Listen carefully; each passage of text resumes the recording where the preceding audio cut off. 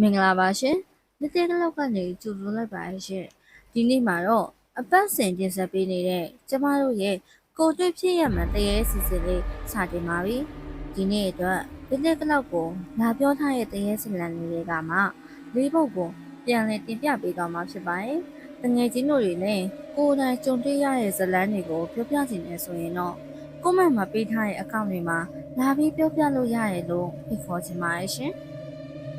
ပထမအဆုံးအပုံးအနေနဲ့ကကျန်တော်တုတ်တံမှာအလောင်းတွေကိုမိတကြိုပေးရတဲ့ဦးလေးရဲ့အိမ်ကိုလိုက်လာတဲ့တုတ်တံကတရေကြီးရဲ့အကြောင်းကိုပြောပြပေးသွားမှာပါ။ကျန်တော်တုတ်တံဆိုတာကရန်ကုန်မှာမသိရသူမရှိလောက်အောင်ပါပဲ။အဲ့ဒီဦးလေးကြီးကလွန်ခဲ့တဲ့9နှစ်လောက်ကကျန်တော်တုတ်တံမှာတကြိုဆက်ဝင်တန်းလုပ်ခဲ့ပူပါတယ်။အလောင်းတွေကိုနေတိုင်းမြည်တွေ့နေရတာဆိုတော့စမ်းတော့မစမ်းတော့ပါဘူး။အချို့အလောင်းနေဆိုလို့ရှိရင်ပုံပြက်ပန်းပြက်တွေလည်းရှိတယ်။တုတ်တန်ဆိုတော့သိတဲ့အတိုင်းပဲတရေကလည်းဘာကြောင့်6လဲမမေးနဲ့။တခါတော့ကဆိုလို့ရှိရင်ရေခဲတိုက်ထဲမှာ6ခံရတာ။အဲ့ဒီနေ့ကမိုးတွေကလည်းတော်တော်လေးကိုရွာနေခဲ့တာ။အတူပါရှုမယ်ဆိုရင်တော့ဧည့်သည်တွေမလာခင်အလောင်းကိုရေခဲတိုက်ထဲကနေထုတ်ဖို့အတွက်အဲ့ဒီဦးလေးနဲ့နောက်ထပ်ဝန်ထမ်းတစ်ယောက်ကရေခဲတိုက်ထဲကိုဝင်သွားကြတယ်။အထဲကိုရောက်တော့အလောင်းတွေအကုန်လုံးကဆန့်ဆန့်နေ။အဲ့ဒါနဲ့သက်ဆိုင်ရာအလောင်းကိုရှာပြီးတော့လဲဘိတ်ကိုတင်ပြီးပြန်ထွက်မယ်လို့တဲ့အချိန်မှာနောက်ကနေပြီးတော့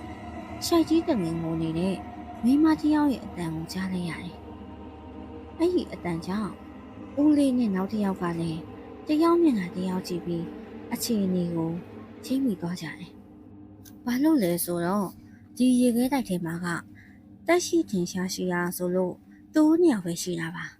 ဒါပေမဲ့အဲ့ဒီဦးလေးကလူကြီးလေးဖြစ်တော့တိတ်ပြီးတော့မကြောက်တပါဘူးနောက်ကိုဆက်လက်ကြည့်လိုက်တဲ့အချိန်မှာအခန်းနောက်မှာမိန်းမတစ်ယောက်ကစောင့်ရှောက်နေထိုင်ပြီးတော့ရှိုက်တီးတငင်ကိုနေတာအဲ့ဒါနဲ့သူတို့ကလည်းခတ်တုတ်တုတ်ပြန်ပြီးတော့ထွက်လာကြတယ်တနေ့ကျတော့အဲ့ဒီဦးလေးတကြိုပေးရမယ့်အလောင်းတွေကတော်တော်လေးကိုများတာတနေ့ကုန်လေနားတဲ့အချိန်ကိုမရလိုက်ဘူးဒါပေမဲ့ထူးခြားတာတစ်ခုကအဲ့ဒီနေ့ကကားအစည်းကနဲ့ဆုံးတဲ့လူငယ်အလောင်းတွေတော်တော်ကိုများတယ်တနေ့ကုန်တကြိုပေးဖို့လုပ်ပြီးတဲ့အချိန်မှာလူကတော်တော်လေးကိုမှပင်ပန်းပြီးလှုပ်တောင်မလှုပ်ချင်တော့ပါဘူး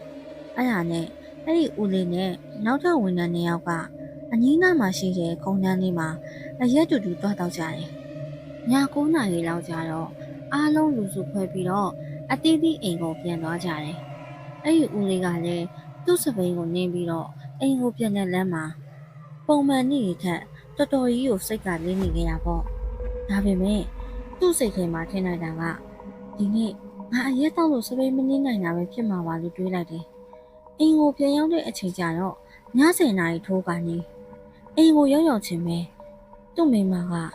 အင်းရှိမှဘသူတွေလဲဆိုပြီးအော်ပြောလိုက်တယ်။ဦးလေးကလည်းအရန်မိုးနေတာရဲ့အလောက်ကလည်းအရန်ပင်ပန်းလာတာဆိုတော့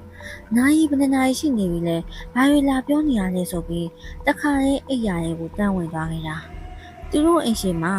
ကိုပင်တပင်ရှိတယ်။အဲ့ဒီအပင်ကလည်းအရန်လေးမကြီးသလိုအရန်လေးမသေးပါဘူး။ည7 နာရီကျော်လောက်ကြာတော့သူတို့အိမ်မှာမွေးထားတဲ့ခွေးက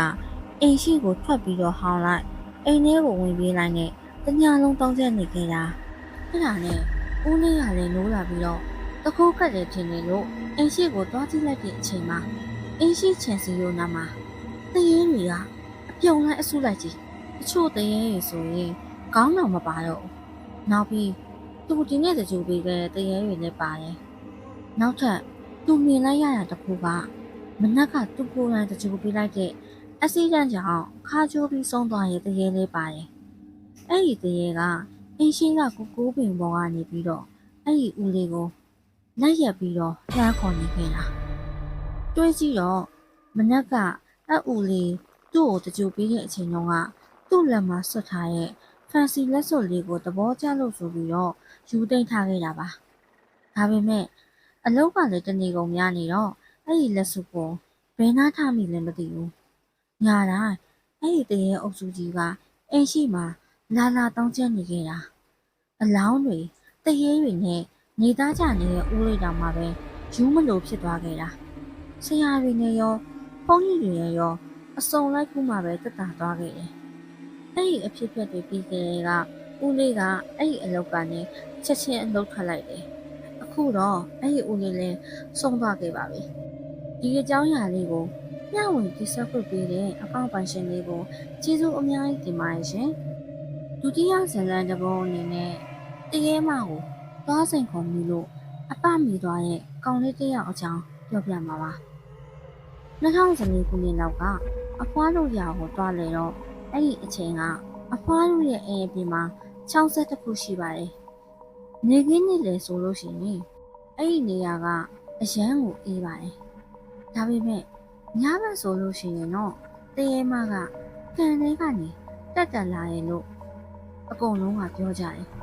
အဖွားကလည်းသူတို့ညီကိုနေရောက်ကိုညဘက်အပြင်မထွက်ဖို့မှားထားသေးတယ်သူတို့ကလည်းလူငယ်တွေဆိုတော့ဆက်စုကျင်တဲ့စိတ်နဲ့ညီကိုနေရောက်ကကံမောင်ပေါ်မှာဆေးလိပ်တော့ရင်တရေမအထွက်လာအောင်စောင့်ကြည့်ကြတာတရေမတက်လာရင်ဘာလုပ်မယ်ညာလုပ်မယ်ဆိုပြီးတော့အငယ်ကောင်ကလည်းပါဇက်ဆော့လိုက်ပြီးတယ်ခဏလောက်နေကြရောဖေးဥတန်ကြီးကြားရတယ်အဲ့ဒီတော့သူတို့စောင့်နေတဲ့ကံမောင်ဘက်ကနေမဟုတ်ပဲသူတို့ရဲ့မျက်နှာချင်းဆိုင်ဘက်ကနေပြီးတရေမကရေးရဲကနေဝါးကနေတက်လာပြီးတော့သူတို့နောက်ကိုပြေးလိုက်နေပါတယ်သူတို့လည်းဖျားစာရွေးရုပ်ပြီးတော့အိမ်ကိုတုတ်ချတင်ခဲ့ပါတယ်ဒါပေမဲ့2ရက်လောက်နေတော့အငယ်ကောင်ကအပမိတယ်လို့မျိုးဖြစ်လာတာတယောက်တည်းစကားတွေပြောလာတာမျက်လုံးကြောင်ကြောင်ကြီးနဲ့တယောက်တည်းထားရင်နေရမျိုးတွေလုပ်လာတယ်အဲ့ဒါနဲ့အဖွားတို့ကိုအမှန်တိုင်းပြောပြပြီးတော့ရွာထဲကပျော်ကားကူတဲ့ဆရာနဲ့ကူလိုက်ရသေးတယ်အဖွားပြောပြတာကတော့အဲ့ဒီတရေမှာကအဖွားတို့အဖိုးလက်ထက်ကတည်းကဓမြတွေအပိုင်းပိုင်းဖြတ်တောက်ပြီးတော့အဲ့ဒီကန်ထဲမှာပြစ်ခဲ့တာတဲ့တော်တော်လေးလေးနှစ်ချုံနေပြီတရေလိုက်တဲ့အချိန်ကအရန်ကြောက်ဖို့ကောင်းတယ်လို့သူတို့တွေကပေးပို့လာပါရဲ့ရှင်ဒီအကြောင်းအရာလေးကိုမျှဝေတင်ဆက်ခွင့်ပေးတဲ့အကောက်ပိုင်ရှင်တွေကိုကျေးဇူးအများကြီးတင်ပါတယ်ရှင်သုံးပုံမြောက်အနေနဲ့ကတော့ကပန်ကဖတ်ဖို့တစ်ခုမှာတရေကနေရင်းနေလို့တေလူမျိုးကဖြစ်ခဲ့ရတဲ့ကောင်မလေးတစ်ယောက်အကြောင်းကိုပြပါမယ်ပကံကိုမိသားစုလိုက်ခရီးတော့ကြတော့ခရီးသွားကားစီစဉ်ပေးတဲ့ဟိုတယ်တစ်ခုမှာတည်းရတယ်အဲ့ဒီကောင်မလေးနဲ့သူ့အမေက2ယောက်တခန်းနေတယ်အရန်ပင်ပန်းလို့အိမ်မောကျနေတဲ့အချိန်အိမ်မက်လိုပါလို့နဲ့မိမအရှိမဲမဲကြီးတစ်ခုကသူ့ခန္ဓာကိုယ်ပေါ်ကိုတက်လာတာကောင်မလေးကလည်းအတင်းယုံပြီးတော့អော်တာပေါ့ဒါပေမဲ့သူ့လက်နဲ့ကိုတယောက်ယောက်ကဆွဲချုပ်ထားတယ်လို့မျိုးခံစားနေရတယ်ပါးစပ်ကလည်းအော်တာအော်နေရတယ်အတန်ကမထွက်ဘူးအဲ့ဒီလိုနဲ့ကိုဗလာတရေမကလည်းသူ့ကိုလေပြီးမှညှစ်ပါလေရောကလေးပေါ်မှာရုံရင်ဆန်နေဖြစ်နေတော့ဘေးနားမှာအိတ်နေတဲ့အမေကလည်းငန့်ပြီးရောနိုးလာခဲ့တယ်ကောင်မလေးကိုလှုပ်နိုးတော့လေတတိလုံးဝပြန်မလဲလာဘူးအဲ့အချိန်ကောင်မလေးရဲ့ရှာကပြင်ကိုထွက်လာပြီးမျက်ဖြူတွေပါလန်းနေပါပြီအဲ့ဒါနဲ့ကိုဗအခန်းကအဖိုးကိုပြေးခေါ်ပြီးတော့အဖိုးကတခန်းလုံးကိုမြစ်တာရေးပို့တောက်တော်ရီကိုတရားနှပုံတည်ပြီးတော့ကောင်မလေးရဲ့ကိုယ်ပေါ်ကိုဖျန်းလိုက်မှပဲနေသွားခဲ့တာပြီးတော့ကောင်မလေးလည်းသတိလစ်သွားပါတယ်အဲ့ဒီလိုနဲ့အဖိုးတို့နဲ့လည်းအခန်းချင်းလဲလိုက်ရတယ်အဖိုးပြောပြတာကတော့အဖိုးနဲ့အဖွားကဖျားတရားလို့တော့သူတို့ကိုဘာမှမလုပ်နိုင်ဘူးဒါပေမဲ့ညဘက်ဆိုလို့ရှိရင်အဲ့ဒီတရေမှာကဂရီပတ်ပတ်လေးမှာရှောက်သွားပြီးတော့စောင့်ကြည့်နေတတ်တဲ့လူကိုမလုံးရတော့လေအခန်းထဲကပစ္စည်းတွေကိုပြစ်ပြီးတော့ပေါက်လိုက်ထုတ်ပြီးခေါင်းလိုက်နဲ့တညလုံးနှံ့နေရလို့ပေးပို့လာပါရဲ့ရှင်ဒီအကြောင်းအရာလေးကိုမျှဝေပြဆွတ်ပေးတဲ့အကောင့်ပိုင်ရှင်လေးကိုကျေးဇူးအများကြီးတင်ပါတယ်ရှင်နောက်ဆုံးတစ်ပုဒ်အနေနဲ့အင်းစိန်မြို့နယ်နမိတ်ကြီးစက်ရုံတစ်ခုမှာလူရောင်ဆောင်ပြီးတော့အလုပ်ခွင်တွေကိုဝင်လာတဲ့ပရာလောကသားအကြောင်းကိုပြောပြပေးပါမယ်။အဲ့ဒီဦးလေးအသက်20ဝန်းကျင်လောက်က24နာရီလက်ပတ်နေတဲ့စက်ရုံတစ်ခုမှာအင်ဂျင်နီယာတစ်ယောက်အနေနဲ့အလုပ်လုပ်ခဲ့ပူပါတယ်။ညဘက်တာဝန်ကျတဲ့အချိန်မှာတာဝန်ကျအလုပ်သမားကိုမတွေ့တာနဲ့ဒီကောင်ဘဲမှာတွားခိုးအိမ်နေလည်းမသိဘူးဆိုပြီးတော့လိုက်ရှာနေပါတယ်။ရှာရင်းနဲ့အဲ့ဒီလူကစက်တီကြားမှာခိုးအိမ်နေတာကိုတွေ့တော့ဦးလေးကအရက်တွေတောက်ပြီး ခိုးအိတ်နေတယ်ထင်နေတာပါအဲ့ဒါနဲ့စိတ်ကလည်းတူပြီးတော့ဟဲ့ကောင်ထတော့ဒီအချိန်ကမင်းရဲ့အလုပ်ချိန်မင်းအိမ်ရမယ့်အချိန်မဟုတ်ဘူးဆိုပြီးတော့ပြောလိုက်တယ်ဒေါသအတန်နဲ့နည်းနည်းတော့ပါသွားခဲ့တာပေါ့အဲ့ဒါနဲ့သူကလည်းအသေးအတန်ကျုံးထားပြီးဦးလေးရဲ့နောက်ကနေလိုက်လာတယ်အခန်းအဝနာရောက်တော့အဲ့ဒီလူကဦးလေးရဲ့ဘေးကနေဖြတ်ပြီးပေါင်းဝါကနေအပြင်ဘက်ကိုထွက်သွားခဲ့တာဦးလေးကမင်းကိုနှိုးလိုက်ရတာအသက်ထွက်မတက်ပဲလို့ပြောတော့အဲ့ဒီလူကနောက်လည်းလက်မကြည့်ဘူးစကားလည်းဘာတစ်ခုမှပြန်မပြောပါဘူးအဲ့ဒီအချိန်မှာနောက်ကနေအတန်တကူထွက်လာတာကဆရာကျွန်တော်ကနောက်မှလေးရဲ့ဦးလေးလည်းအနောက်ကိုလှည့်ကြည့်လိုက်တော့အနောက်မှာတယောက်အရှိကိုပြန်လှည့်ကြည့်လိုက်တော့အရှိမှာတယောက်ရှင်းရတယောက်ကစိတ်ယုံရဲ့အုတ်တိုင်းစီကိုတွားနေတာနှစ်ယောက်စလုံးရဲ့ပုံစံကလုံးဝထက်တူပဲအင်းကြီးအဖြူကမှအပြာနုစိတ်ကွက်လေးနဲ့အောက်ကပစိုးကအနီကွက်နှစ်ယောက်စလုံးကတပုံစံလေးပဲမျက်နှာအတူကြီးအရက်အမောင်းလမ်းလျှောက်ပုံတွေသပင်အလေခွဲထားရတာကစားအထီရတယ်ပဲဆရာတပည့်နှစ်ယောက်ကလည်းအခန်းဝကနေရက်ချင်နေတော့အဲ့ဒီလူကစိတ်ယုံရဲ့အုတ်တွင်းနာကကားနဲ့နေရကြကိုဝင်သွားပြီးတော့တစ်ခါလေးပြတ်သွားခဲ့တာဦးလေးနဲ့သူ့တပည့်ကလည်းအဲ့ဒီနေရာကိုအပြေးသွားကြည့်တော့ဘာမှမရှိတော့ပါဘူးတကယ်တော့အဲ့ဒီလူကဦးလေးကသူ့တပည့်ကိုနှုတ်ကလေးကအနောက်ကနေပြီးတော့ပါလာခဲ့တာပါဦးလေးနဲ့တပည့်ကြားကနေလိုက်လာတာတဲ့တပည့်ကလည်းဦးလေးနဲ့အခြားမိတ်ဆွေတယောက်ယောက်ချင်းတို့အဲ့ချေမူလူဖြစ်နေတဲ့ကြားကအဲ့ဒီလူကသူ့ကိုကြောပေးထားတဲ့အတွက်သူနဲ့တပုံစံနဲ့ဆိုတာလုံးဝတတိမထားမိဘူးစောစောက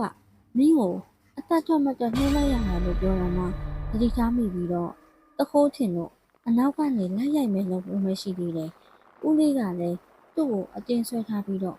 ဟိုမှာကြည့်လိုက်အောင်မင်းနဲ့တပုံစံနဲ့ပဲလို့အဲ့လိုပြောပြီးတော့မှသူကလုံးဝတတိဝင်လာတာပါ